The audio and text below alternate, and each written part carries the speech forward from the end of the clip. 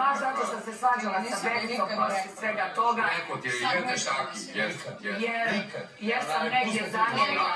Političar ugurala prst u dupe. Da, ali je rekao mnogo gore stvari. Da. Mislim, ja znam čovjeka ne volio šakom. Da, što se tiče Berice i Teodore, to sam počela se svađati s njime, govoriti mu rečenice kako sam govorila, on meni provocirao. Političar ugurala prst u dupe. Da, ali je rekao mnogo gore stvari. Da. Mislim, ja znam čovjeka ne volio šakom. Jer sam negdje zamjerila. Političar ugurala prst u dupe. Da, ali je rekao mnogo gore stvari. Da. Mislim, ja znam čovjeka ne volio šakom.